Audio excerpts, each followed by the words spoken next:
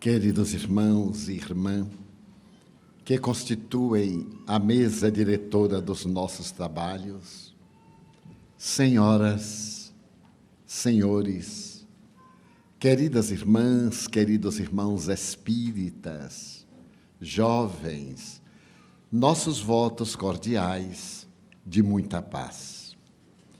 O notável psiquiatra, neurologista e fundador da psicologia analítica, Carl Gustav Jung, estabeleceu que o homem e a mulher não podem sobreviver se a sua vida não tem um sentido. Ao enunciar este pensamento admirável, o extraordinário Jung completava o pensamento do pai da logoterapia, Viktor Frankl, que havia estabelecido a necessidade de a nossa vida ter um sentido existencial. Sempre lutamos para que a nossa existência faça-se coroar pelo êxito, pelo triunfo em nossos empreendimentos, que chamaríamos de a conquista da felicidade. Nada obstante, sempre quando atingimos uma meta, experimentamos a euforia imensa do êxito, que dá lugar a uma outra meta que temos adiante programada, porque o ritmo da vida é num crescendo na direção do infinito. E Jung dizia: é necessário encontrar um estado luminoso, o que equivale dizer, na linguagem de Jesus Cristo, encontrar o reino dos céus, cujas fronteiras indimensionais estão no mundo íntimo da criatura. E Viktor Frankl, depois de haver transitado por vários campos de concentração, de extermínio e de trabalhos forçados, e haver logrado sobreviver ao Holocausto judeu, estabelecer que é necessário que a nossa vida tenha por meta o serviço, que nos constituamos elementos úteis à sociedade. Como bem asseverou uma pensadora Rosa Cruz, aquele que não vive para servir, ainda não aprendeu a viver. Dentro dessa colocação, a evolução antropológica proporcionou ao ser contemporâneo a grandiosidade das conquistas tecnológicas. Em quase 7.000 anos de cultura, de civilização e de ética, o ser moderno contempla as estrelas e deslumbra-se com a orquestração das Via-Lácteas no infinito. Mas, ao mesmo tempo, o físico quântico, fascinado pelas doutrinas concepcionistas, penetra nas micropartículas para estudar a lei das probabilidades e entender a realidade da vida.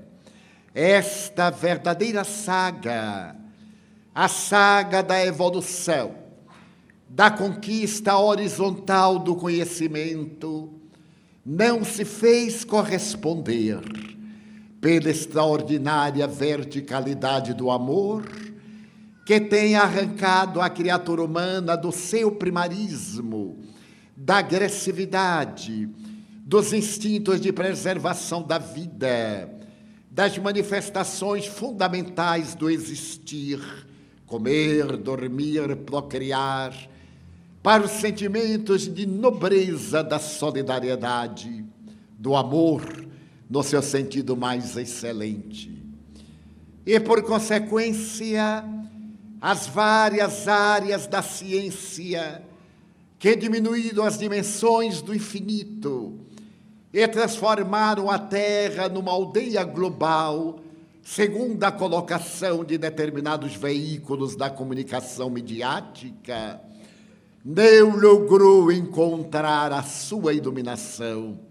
Este ser humano não alcançou realmente a paz e apresenta-se às vezes belicoso, agressivo, violento, aturdido, como os seus avoengos de épocas muito recuadas. Que é que tem acontecido com a criatura humana? Podemos deslocar-nos da Terra de um para outro lugar, com a velocidade supersônica. Acompanhamos ao vivo as manifestações da natureza, nos seus fenômenos sísmicos desastrosos, ou as grandiosas luminescências da aurora boreal ao vivo, in loco, através da cibernética, do iPad, do telefone, das comunicações pelo computador, mas não temos a coragem de fazer a observação do sentimento da solidariedade.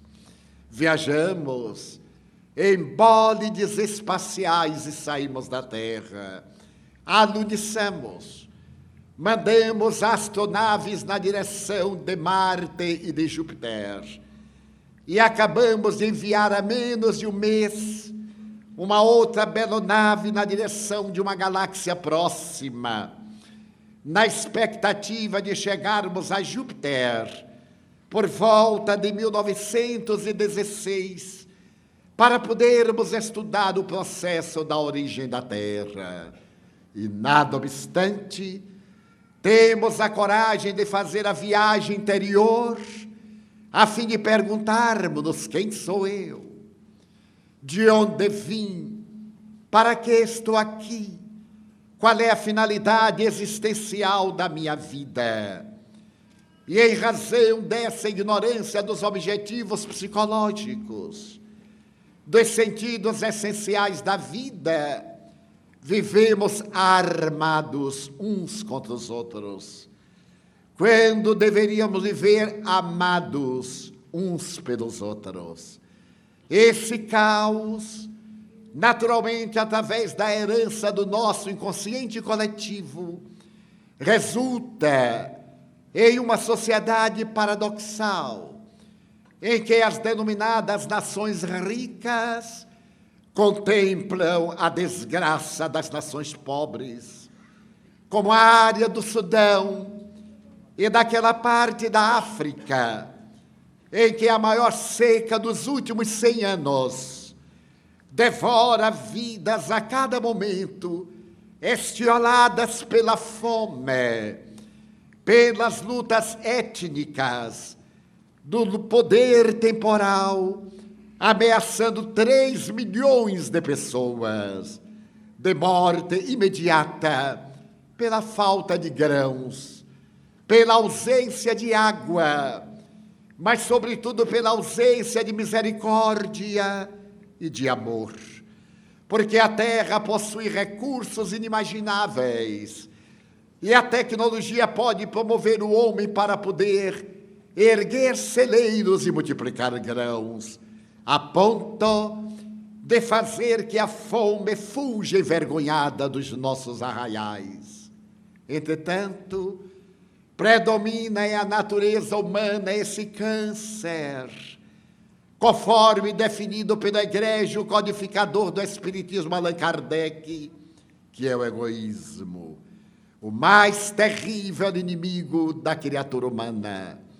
E, em consequência, o turismo das diversões, as alegrias de mentira, as fugas psicológicas para as drogas ilícitas, o sexo desregrado e as ambições desordenadas constituem o nosso mecanismo de alta realização fugaz, porque de imediato retornamos ao mesmo estado de angústia interior, sendo a nossa cultura e esta civilização a cultura da depressão, do transtorno e distúrbio do pânico, das enfermidades degenerativas como as síndromes de Alzheimer, de Parkinson, ou os processos perversos das neoplasias malignas, quando não dos transtornos de natureza psiquiátrica.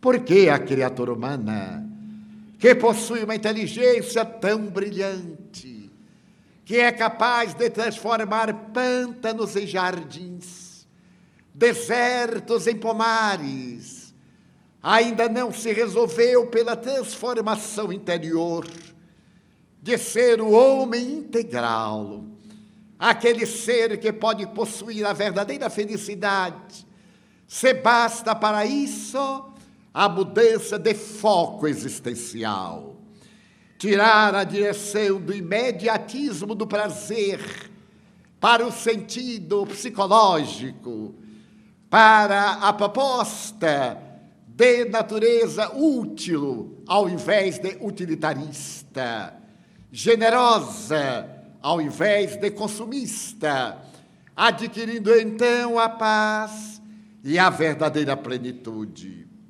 Os estudiosos de comportamento, psicólogos, psicoterapeutas, psiquiatras, teólogos, sociólogos, indagam por que os últimos anos do século passado e os primeiros anos deste século podem ser celebrados como os das violências mais terríveis, depois que vivenciamos as tragédias da Segunda Guerra Mundial e daquelas outras localizadas em número de 69, segundo os dados da Unesco, porque a criatura humana, neste momento, apresenta-se depressiva. Existem na Terra, segundo a Organização Mundial de Saúde, neste momento, 250 milhões de pessoas depressivas. E em cada 11 minutos nos Estados Unidos, alguém suicida-se. 90% com armas de fogo.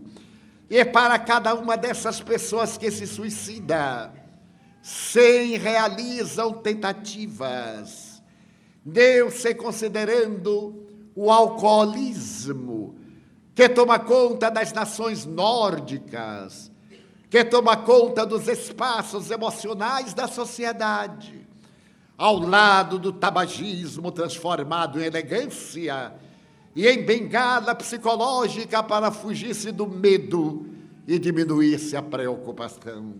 Por quê?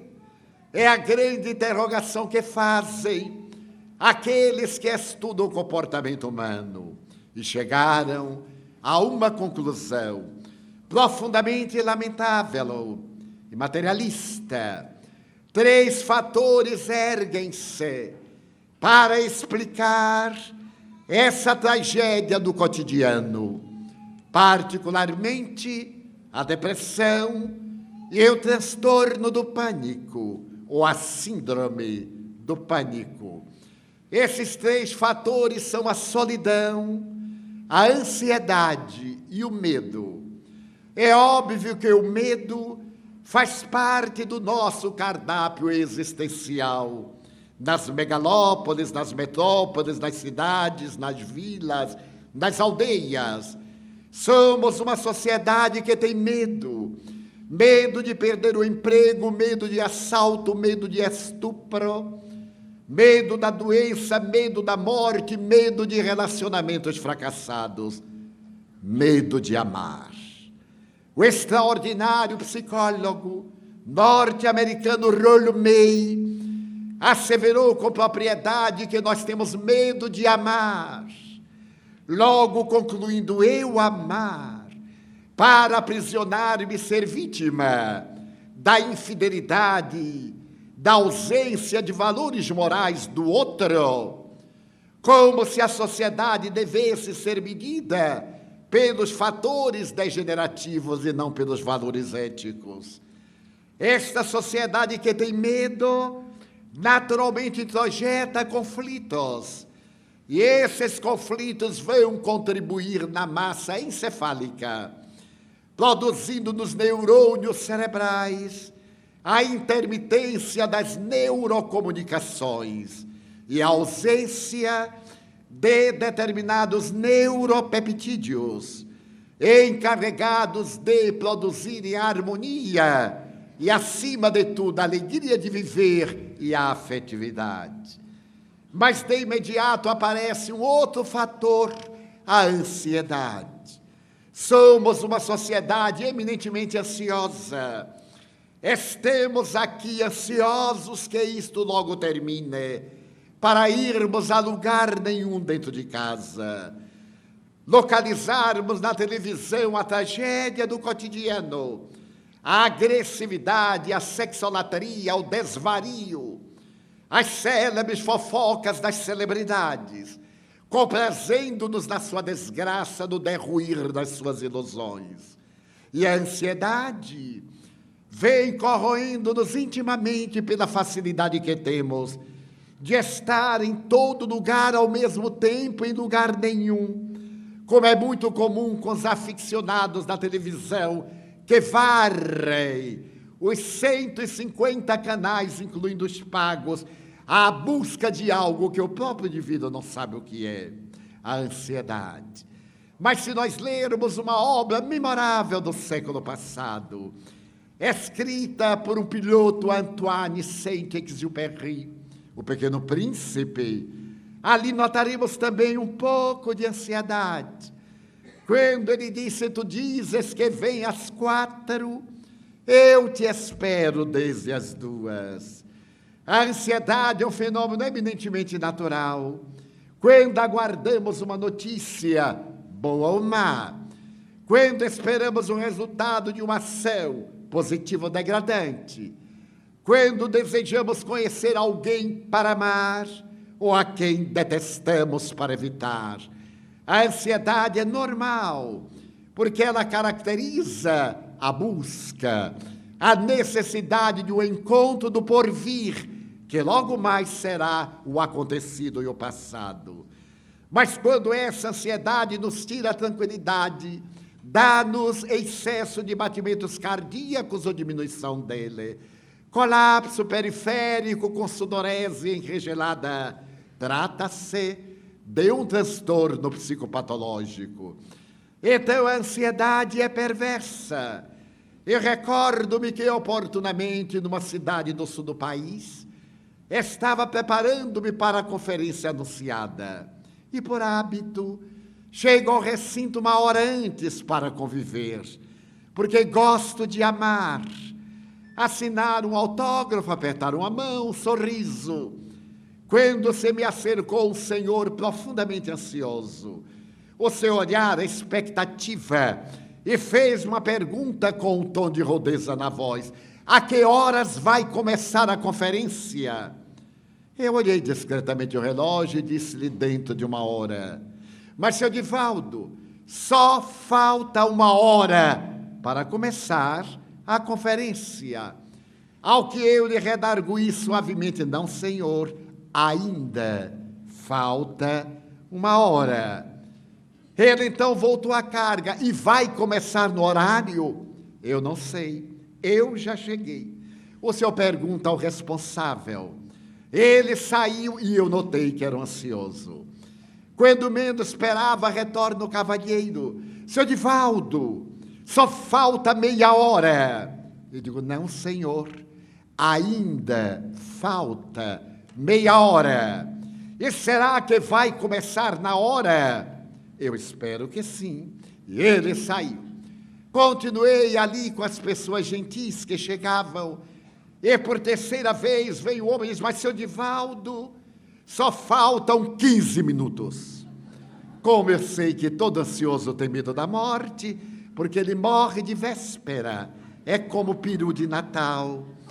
Então eu sorri e perguntei-lhe: o senhor sabe quantas pessoas morrem por minuto? Não, senhor. Segundo estatísticas norte-americanas, em cada minuto morrem 7.500 pessoas. O senhor imagina, ainda faltam 15 minutos. Multiplique 7.500 por 15, e é capaz de nem ter a conferência, porque todos iremos morrer. Ele disse, Ave, eu disse, César. Ele saiu e eu me tranquilizei que estava livre do homem. Chamado à mesa, sentei-me defronte dele. Comecei a falar às 8h10. E no momento em que olhei o auditório e o olhei, ele segurou a minha com a sua vista, lentamente ergueu a manga da camisa, olhou o relógio, me olhou, eu também olhei para o meu, e se haviam passado 5 minutos. Então eu fiquei com pena dele.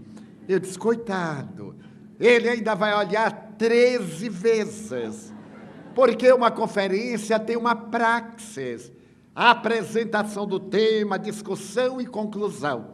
E normalmente uma conferência faz uma abordagem entre 60 a 70 minutos. Mas não olhei mais. Ao terminar a conferência, ele subiu ao palco, deu-me um abraço, para minha surpresa, e disse, mas, seu Divaldo, o senhor fala, hein? E eu lhe perguntei, mas, por acaso o senhor jamais escutou algum orador mudo? Eu fui convidado para falar. Bem, mas o senhor extrapolou. Falou mais de 2 horas. Eu disse, não, senhor. O meu relógio é suíço, fabricado em Foz do Iguaçu e vendido em Cidade Este. Mas ele funciona. Eu falei exatamente 70 minutos. Não, seu Divaldo. Eu digo, olhe, por favor. São 9h20. Eu comecei às 8h10. Bem, seu Divaldo, é verdade. Mas parece que o senhor falou várias horas. Ele pôs a mão no ombro com gentileza e disse, é porque o senhor não estava prestando atenção. O senhor estava tão ansioso que eu acabasse logo. Não, seu Divaldo. Eu até que prestei atenção. Então eu resolvi dar-lhe o golpe de misericórdia. Pois não. E qual foi a parte da conferência que o senhor mais gostou? Tudo. E de outra vez fale menos. E foi embora. Então é ansiedade. É uma ansiedade patológica. Nós estamos no lugar simbolicamente, porque a nossa mente, a nossa imaginação, o nosso self, não está onde se encontra o ego. Perdemos esse contato de fruir, de viver cada momento da nossa vida. A sabedoria consiste nessa fruição, já que eu estou aqui. Eu irei aproveitar para viver intensamente este momento em que estou aqui, ao invés de estar conjecturando a respeito do que pretendo fazer, do que talvez não aconteça, ou imaginando uma desgraça que, por certo, não iria acontecer, mas nós atraímos e acontece. Então, a ansiedade, segundo esses estudiosos, é o segundo fator. E o terceiro seria a solidão. Hoje o planeta terrestre tem aproximadamente 6 bilhões e 250 milhões de criaturas humanas solitárias. Solitárias a um, solitárias a dois, solitárias na multidão. Porque nós nos encarceramos nos nossos conflitos. E mesmo na área da afetividade, quase sempre, com as exceções compreensíveis, são 2 solidários problemáticos que se encontram apenas para estar junto, mas não serem solidários. Só existe solidão, porque não há solidariedade. Na hora em que nós nos abrirmos à solidariedade e formos a outrem, que pode ser o próximo, mais próximo de nós, ou aquele próximo que está remotamente, física, distante de nós. Então é necessário que nos abramos não mais a esse sentimento de buscarmos alguém para esperar que o outro seja aquilo que nós não logramos ser. E por isso, a maioria de nós está esperando a pessoa ideal. Eu tenho uma amiga de quase minha idade, só que ela avisa que tem 45 anos apenas. E ela sempre me diz: Divaldo, aonde está o homem ideal? Eu digo: procurando a mulher ideal. E por que vocês estão procurando e não acham? Porque se quer o outro, e não ninguém deseja ser o ideal para outrem, mas que o outro seja o ideal para suas exigências, para suas paixões. É óbvio que se não encontre esse denominado ser ideal. Mas qual seria o indivíduo ideal? Aquele a que nós amássemos. Aquele indivíduo masculino ou feminino que nos preenchesse o sentimento de solidariedade, de ternura, a quem nós pudéssemos dizer 1000 vezes quanto é bom te amar, e realmente abrir o coração e amar. E se ele for infiel, o problema é dele, ele que carrega a culpa, não somos nós. E se ele não nos amar, problema dele, porque o amor é como um perfume que impregna. O sol a cada instante beija o pântano e não fica apodrecido. O aroma da rosa é carregado pelo vento e impregna de agradável perfume tudo aquilo por onde passa. Assim é o amor. No momento em que nós nos resolvermos por amar, o medo, a solidão e a ansiedade cedem lugar à alegria de viver. Dizia a amigos que recentemente, estando em um lugar, chegou um amigo desses espalhafatosos. E quando eu fui passando perto, ele gritou alto: mas Divaldo, você está conservado em formol. As pessoas riram e eu também. Então ele respondia: há um equívoco, porque em formol são conservados os mortos. Eu estou conservado em alegria de viver. Aliás, você está com odor de formol, porque nós espíritas não somos vingativos, devolvemos a ofensa. E então eu saí sorrindo, e ele ficou procurando sentir o formol que eu estava devorando. A alegria de viver é o resultado exatamente da superação do medo. Os espíritos ensinam-nos: o pior que nos pode acontecer é desencarnar. Mas desencarnar nada mais é do que um fenômeno biológico. É o encerramento de uma etapa vibratória, um passaporte, que nos leva em harmonia com o patrimônio que acumulamos para outra dimensão da vida. Mas se nos acontece uma desgraça, Allan Kardec nos vai perguntar o que é uma desgraça. Será tragédia ou infortúnio? Será o resultado de um grande sofrimento? Mas isso não são desgraças. Esses são processos reparadores dos nossos débitos. Desgraça é afligir alguém, ser-lhe pedra de tropeço, constituir-lhe dificuldade na jornada evolutiva. Essa consciência espírita, que nos dá certeza inabalável do prosseguimento da vida depois da organização fisiológica, proporciona-nos imensa alegria de viver. Não há muito, quando eu completei 80 anos, eu recebi dos confrades espanhóis o convite para pronunciar a conferência do Congresso Mundial, que aconteceu no ano passado, na Espanha, em Valência. E então, com o convite na mão, eu reflexionei: Deus meu, eu estarei com 83 anos. Um homem de 83 anos estará relativamente gasto. Não terei condições de aceitar. Os amigos diziam que era um preito de gratidão, porque por lá eu passei durante a ditadura do generalíssimo Franco e realizemos conferências em subterrâneos às ocultas da polícia. E o movimento que se restabeleceu desde então culminava num congresso mundial. Sem ter ilusões, mantendo o sentido prático, eu deixei o convite à margem. Quando eu estou em Salvador, a benfeitora espiritual Joana de Ângeles, diariamente às 9 horas, com exceções, psicografa por meu intermédio uma mensagem. Já é um hábito de mais de 50 anos. Nesse dia, digamos, um mês depois daquele convite, ela veio, psicografou.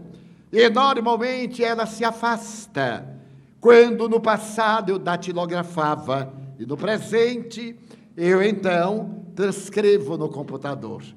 Abandonei a mesa, virei-me para o computador e tive uma surpresa. Por primeira vez, ela estava ali sem ter se afastado. Eu achei curioso e fiquei surpreendido. Então comecei a digitar, e porque ela estivesse suavemente sorrindo, eu lembrei-me do convite. E perguntei-lhe, porque nem toda pergunta se faz aos espíritos. Ele disse: minha irmã, eu estou com uma dificuldade e gostaria de um conselho da senhora. Eu recebi dos amigos espanhóis espíritas o convite para proferir a conferência de abertura do Congresso Mundial. Ela perguntou quando? No ano de 2012. Desde agora, há 5 anos, aliás. Ela sorriu, olhou-me e disse: meu filho, aceite. Eu fiquei jubiloso, estou garantido até 2012. Eu estou garantido. E de imediato respondi: eu aceito, caso eu desencarne, eu irei em espírito tal. Mas estava garantido. Um mês depois, eu recebo um convite da cidade de Ponta Grossa, onde seria celebrado em 2012 o congresso de homenagem ao centenário do Centro Espírita Francisco de Assis. Eu estive nesta instituição desde 1954. E os amigos me diziam: para você não dizer que a agenda está cheia, estamos convidando com antecedência de 5 anos. Eu digo: meu Deus, eu estarei, um homem de 85 anos, uma idade provecta, para dizer uma palavra complicada. Eu estarei, em linguagem popular baiana, um caco, porque aos 85 anos eu não vou responder. E deixei para lá. Nesse ínterim, por segunda vez, a veneranda entidade escreve e para. Quando eu a vi parada pela segunda vez, então eu tomei uma atitude um pouquinho hipócrita. Adocei a voz e disse: minha irmã, os confrades são generosos. Imagine que os irmãos pontagrossenses do Paraná estão convidando-me para o centenário do Centro Espírita Francisco de Assis, em 2012, e eu não sei o que responder. Eu tinha certeza do que ela ia dizer, só que eu me enganei. Ela me olhou e disse: quando? 2012, de aqui a 5 anos. Meu filho, temos que orar muito. Eu então comecei a orar muito. Já venci o Congresso de Espanha. O ano 2011 já passou da metade. Daqui a 15 dias se acaba. E eu estou na expectativa, orando muito. Mas é esta certeza da imortalidade. Porque a Terra é a abençoada escola onde desenvolvemos os nossos valores ético-morais, onde desenvolvemos o Deus interno. Somos criaturas lucigênitas e estamos na Terra não para sofrer, nem para pagar. Estamos na Terra para processar valores, transformar cardos em parreiras floridas, espinhos em flores abençoadas, charcos em terras produtivas. Então o Espiritismo vem, neste momento terrível da sociedade, propor novos valores éticos e convidar as pessoas vitimadas por aqueles 3 fatores de natureza exógena, mas que não são os únicos, porque a psiquiatria demonstra que existem fatores endógenos para os problemas psicológicos e aqueles de natureza psiquiátrica. A hereditariedade, por exemplo. Alguém que é descendente de um depressivo tem 30% de probabilidades de ser depressivo também. Mas se ambos os genitores são depressivos ou esquizofrênicos, o seu descendente tem 70% de probabilidades de ser também esquizofrênico ou depressivo. O que equivale a dizer que o fator genético, hereditário, é definidor da nossa saúde mental, como da nossa organização fisiológica. E por quê?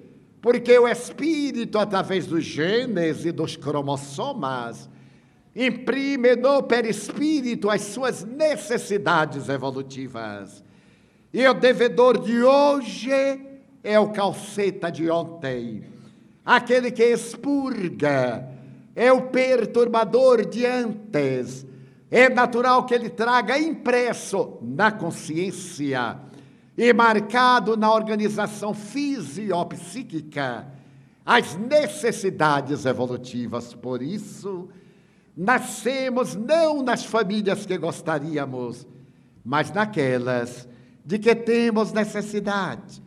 Nascemos no meio social que é o melhor para a nossa evolução, porque amamos alguém tão longe e detestamos outrem tão próximo de nós, pelos vínculos da consanguinidade, porque a este devemos e àquele somos beneficiários.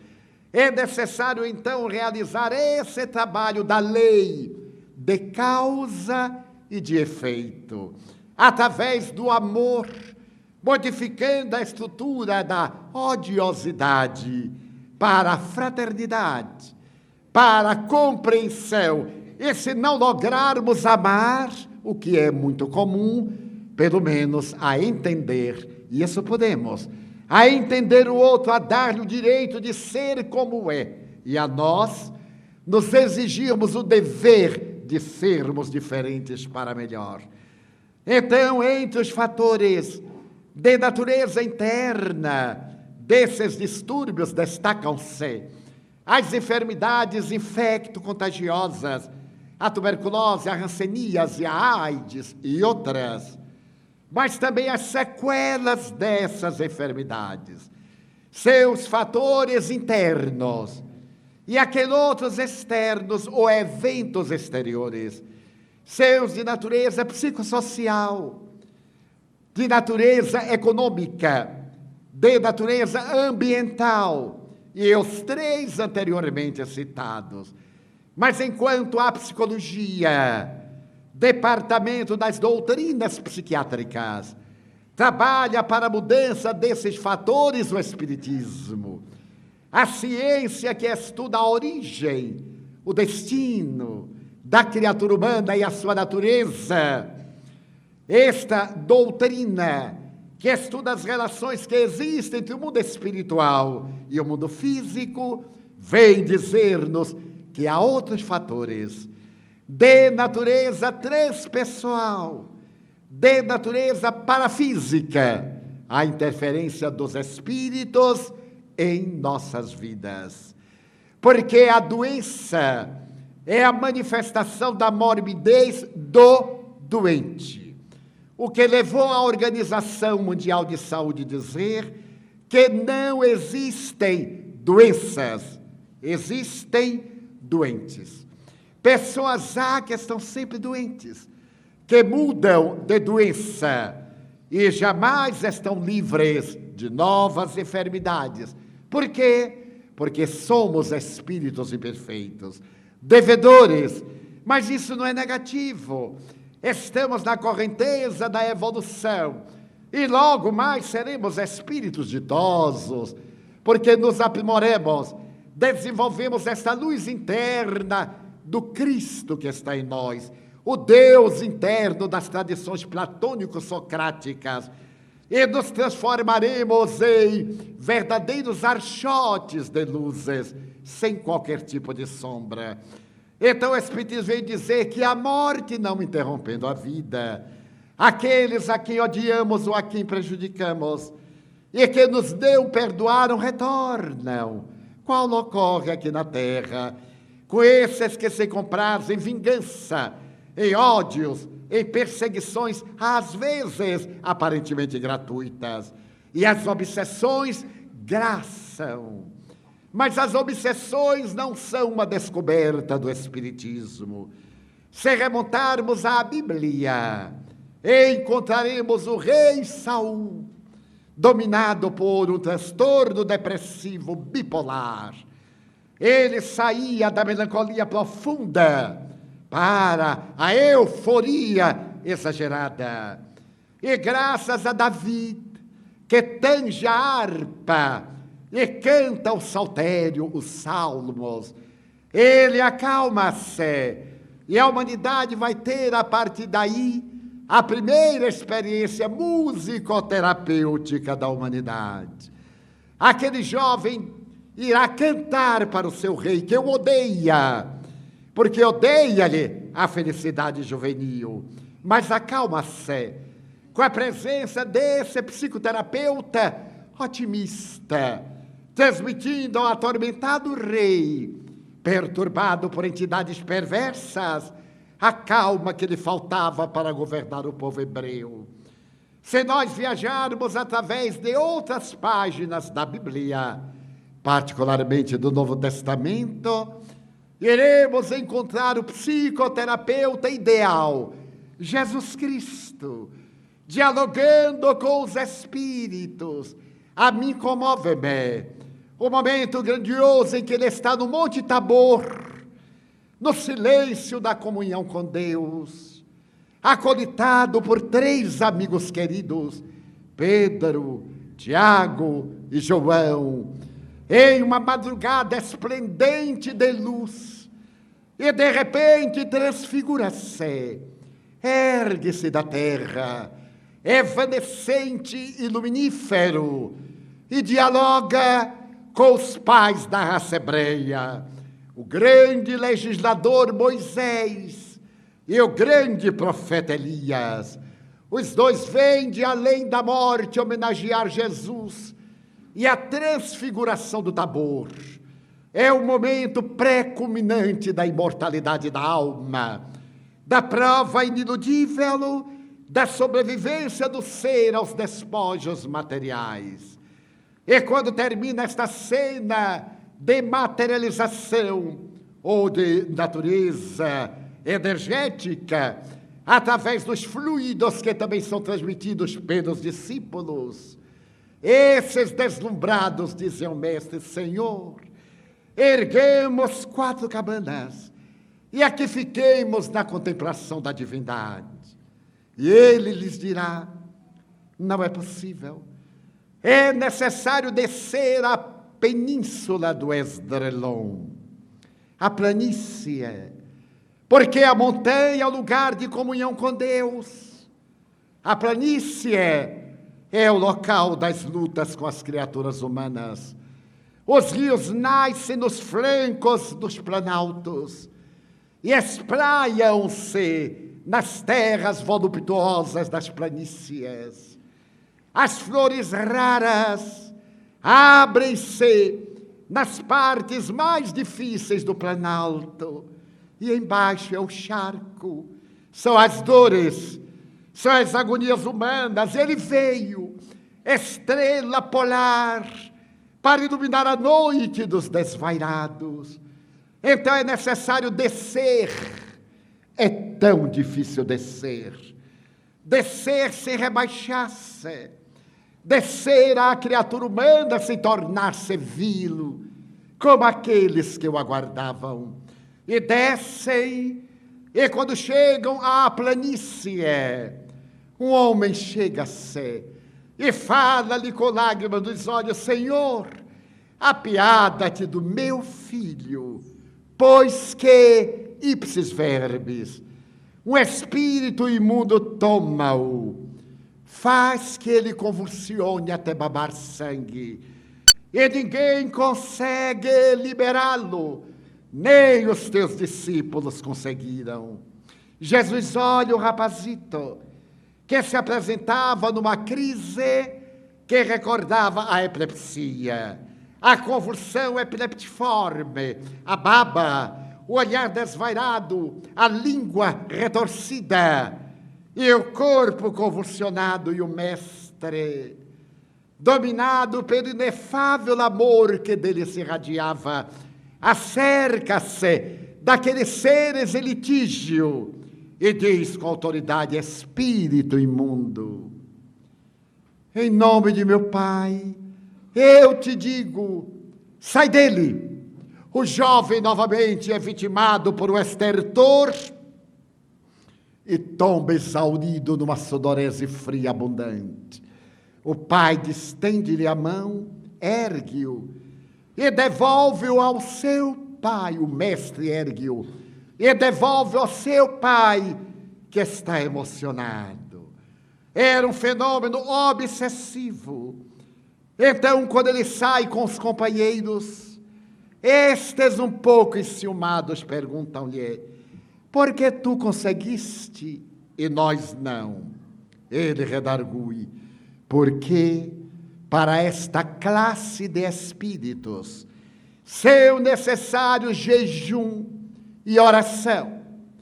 As religiões que se derivaram do cristianismo estabeleceram o jejum estomacal e a oração verbal.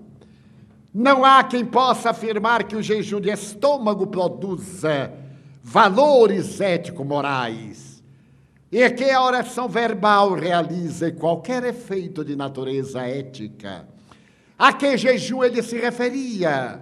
Ao jejum dos hábitos infelizes, a mentira, o ódio, a inveja, o egoísmo, jejuar aos males, a essas viroses perturbadoras que nos tornam insanos, jejuar para ter autoridade com os espíritos infelizes. E orar seria repetir palavras.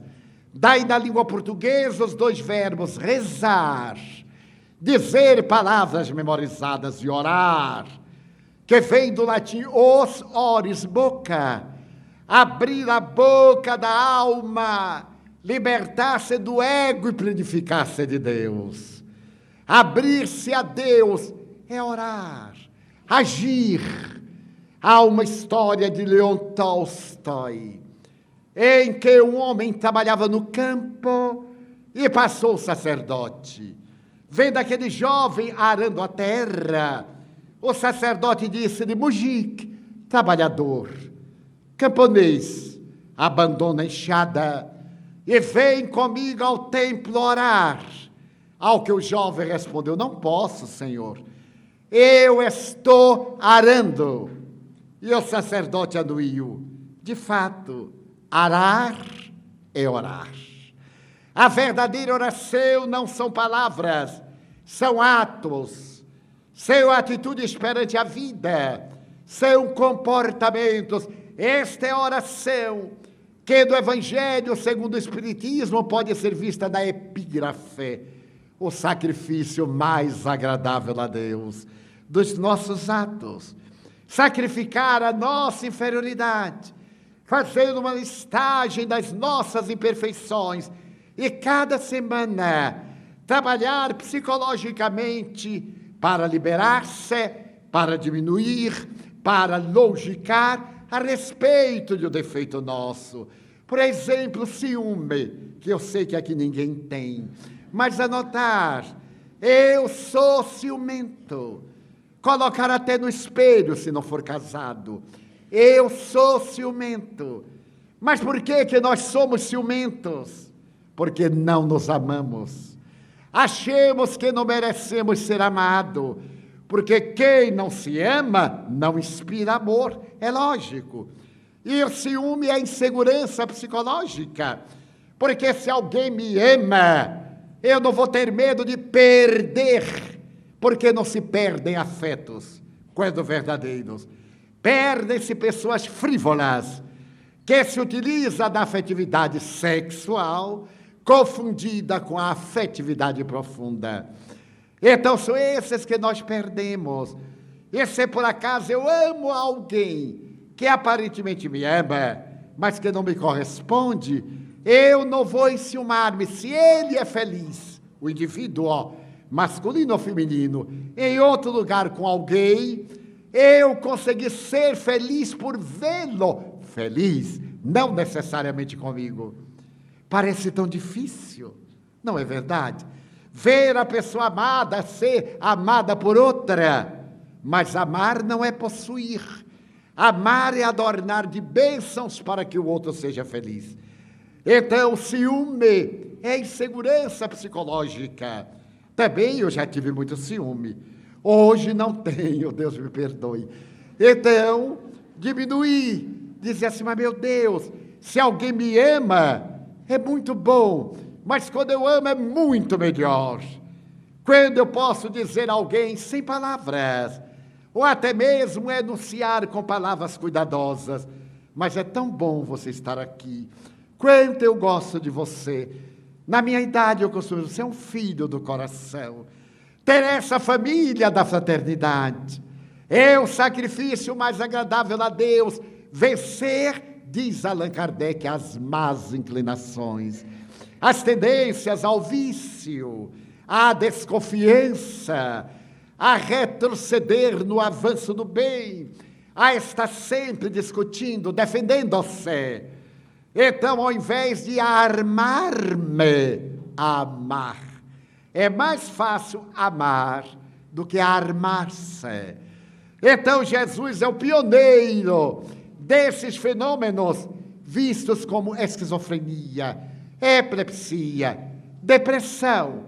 E a mim me fascina quando, noutra passagem do Evangelho, ele em Cafarnaum era uma cidade da Galileia, onde estava o mar, que em realidade é um lago, por isso que o chamam de Genezaré, porque o volume de águas do mar da Galileia é menor do que o da Baía de Guanabara.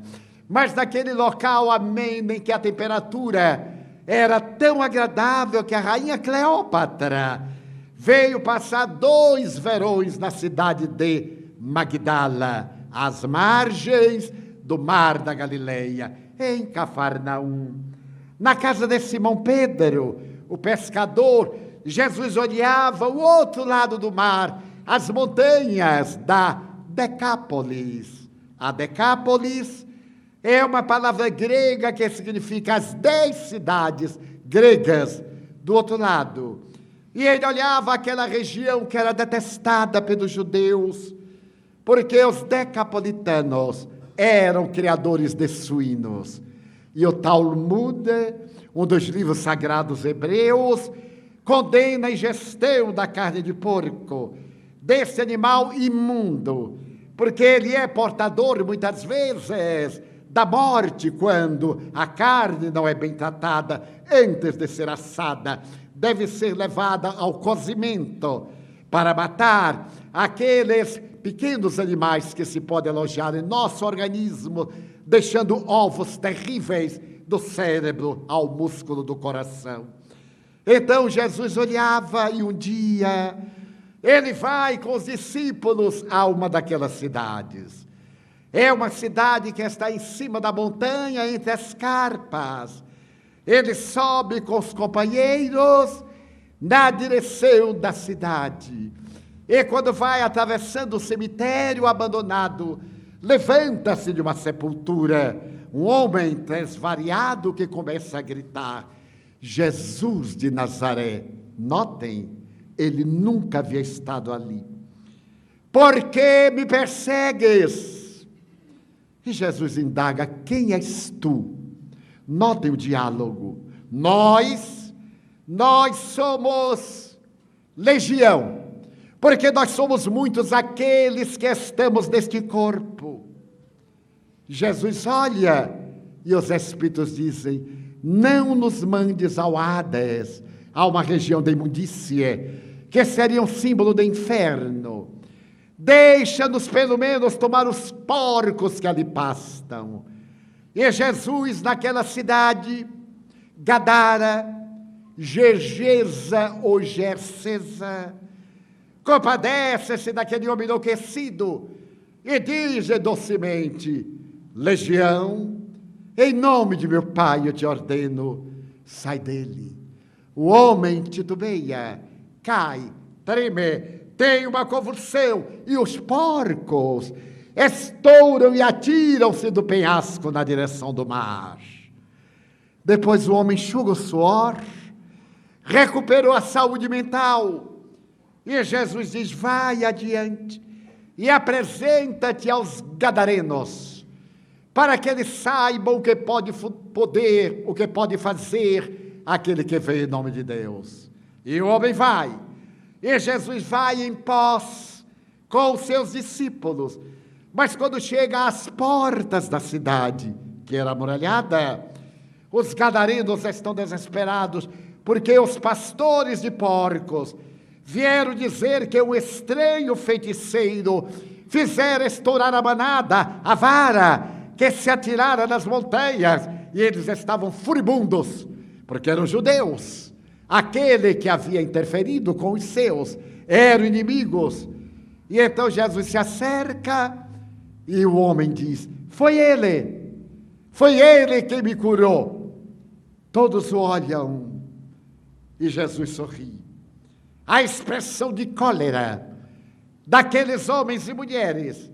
Então Jesus diz: eu venho trazer-vos, não nos interessa. Mas eu venho, não queremos nada de ti. Já nos prejudicaste o suficiente para um dia. Volve às tuas terras, deixa-nos em paz. Então Jesus compadece-se, qual ocorre conosco ainda hoje. Mas eu venho trazer, não nos interessa. E alguém mais precipitado pega uma pedra e atira. A pedra bate em Pedro. E Pedro exaspera-se e diz: mestre, pede a Deus para que um raio desça e os fulmine. Pedro era parecido conosco, nós parecemos com Pedro. As pessoas atemorizam-se. Não, nós somente queremos que te vás, que retornes, que nos deixes em paz, baste o prejuízo que já nos deste. Jesus olha os gadarenos, dá meia volta, desce a montanha, e o espírito Amélia Rodrigues concebe que eles haviam chegado em 3 pequenos barcos. Os gadarenos veio em seguida, e veio os 3 barcos no mar espelho, como se fossem as reticências de uma história que não foi concluída. Então, lá de cima, os nazarenos perguntam-se: mas quem era ele? Não sabemos. Que veio fazer? Não deixamos ele dizer. Qual era a mensagem? Não houve tempo. Os gadarenos trocaram Jesus pelos porcos. E até hoje, guardadas as proporções, troquemos Jesus pelas nossas paixões inferiores. Ele nos é útil no momento em que lhe pedimos ajuda, apoio, socorro. Mas não é útil quando ele nos pede socorro para o nosso próximo. Quando nos convida a ajudar, não, ele não nos é útil. Então é Jesus esse exemplo. Mas os porcos, aqueles porcos teriam sido invadidos pelos espíritos? Claro que não. Quando os espíritos debandaram, produziram uma psicosfera, uma mudança de vibração local, que os animais espantaram-se e caíram pela montanha, despedaçando-se nas frinchas da rocha. O Espiritismo vem hoje repetir as atividades de Jesus nas curas das enfermidades da alma, das obsessões, da depressão, da síndrome do pânico, mas principalmente a saúde moral vem nos dar através da sua dúlcida misericórdia.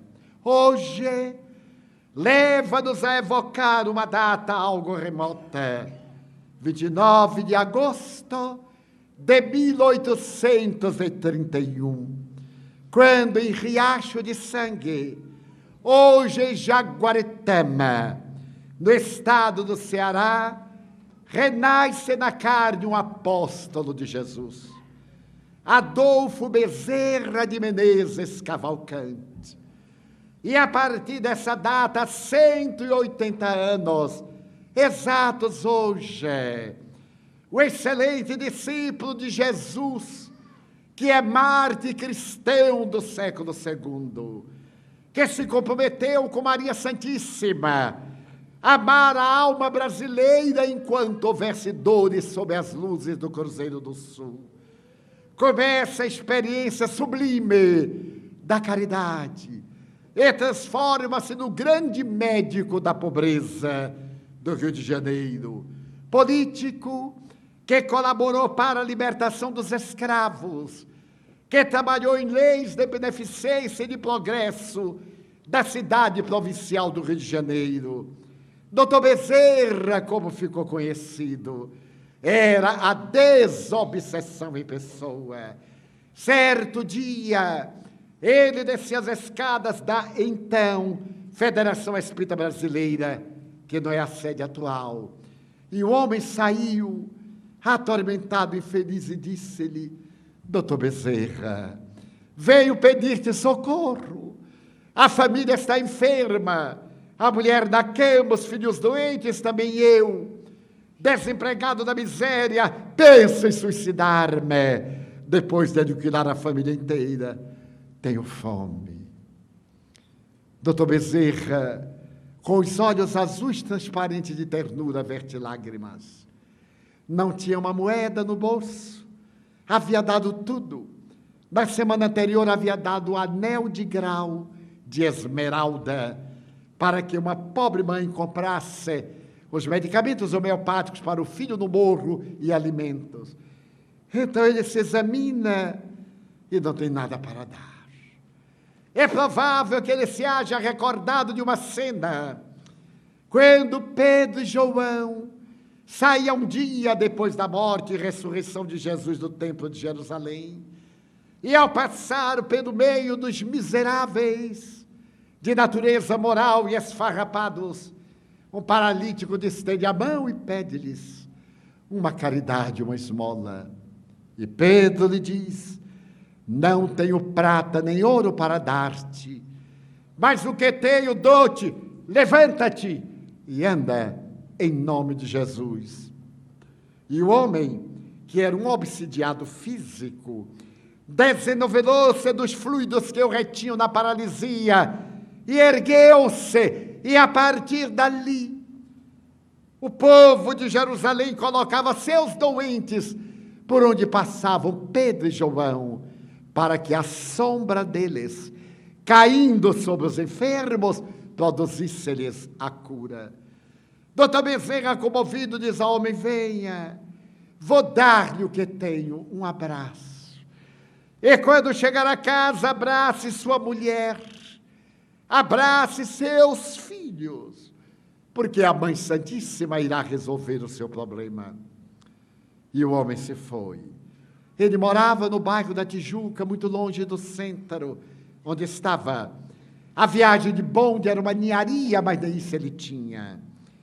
Uma semana depois, ele desce a mesma escada da Federação Espírita Brasileira e encontra um jovem radioso que o aguarda.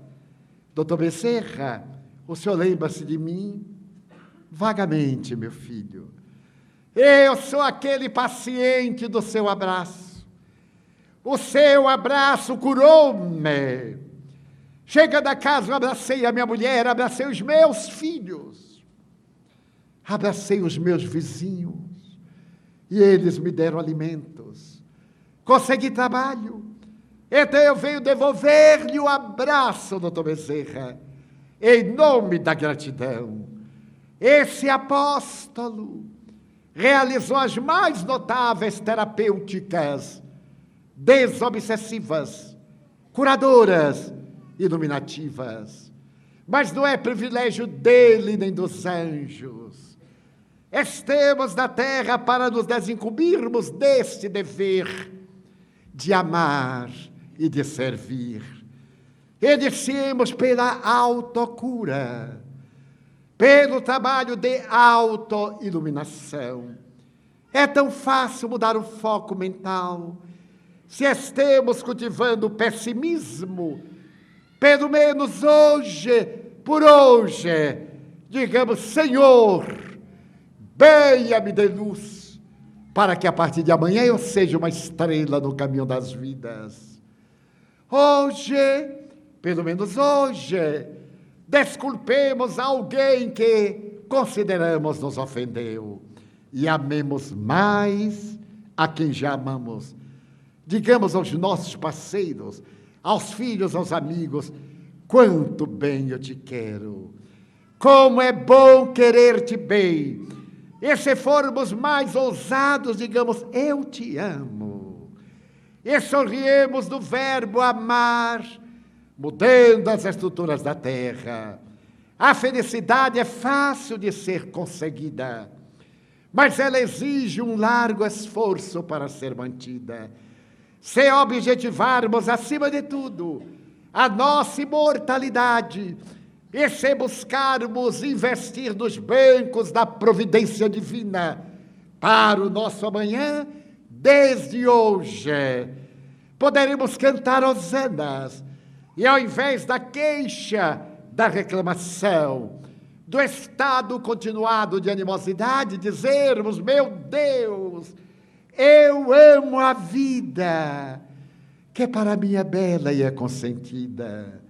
Muito obrigado, Senhor, por tudo que me deste, por tudo que me dás. Obrigado pelo ar, pelo pão, pela paz. Obrigado pela beleza que os meus olhos veem no altar da natureza. Olhos que veem o céu, a terra e o mar, que acompanham a ave ligeira que voa fagueira pelo céu de anilo e se detém na terra verde, salpicada de flores em tonalidades mil. Muito obrigado, Senhor, porque eu vejo o meu amor, mas diante da minha visão eu detecto os cegos, que se debatem na escuridão, que tropeçam na solidão, que choram da escuridão, por eles eu oro, e a ti eu imploro com miseração, porque eu sei que depois desta lida, na outra lida, eles também enxergarão. Muito obrigado pelos ouvidos meus, que me foram dados por Deus, ouvidos que ouvem o tamborilar da chuva no telheiro, a melodia do vento nos ramos do olmeiro e as lágrimas que vertem os olhos do mundo inteiro. Ouvidos que ouvem a música do povo que desce do morro na praça a cantar, a melodia dos imortais. Ouve-se uma vez e não se esquece nunca mais. A voz melodiosa canora melancólica do boiadeiro, e a dor que geme e que chora no coração do mundo inteiro. Pela minha faculdade de ouvir, pelos surdos eu te quero pedir, porque eu sei que depois desta prova na vida nova, voltarão a ouvir. Obrigado pelas minhas mãos, mas também pelas mãos que aram, que semeiam, que agasalham, mãos de ternura, mãos que libertam da amargura, mãos que apertam mãos dos adeuses, que limpam feridas, que enxugam lágrimas, dores das vidas, pelas mãos de sinfonias, pelas mãos de poesias, pelas mãos de psicografias, pelas mãos de cirurgias, pelas mãos que atendem a velhice, a dor, o desamor, pelas mãos que no seio embalam o filho de um corpo alheio, sem receio, e pelos pés que me levam a andar, sem reclamar. Muito obrigado, Senhor, porque eu posso caminhar diante do meu corpo perfeito.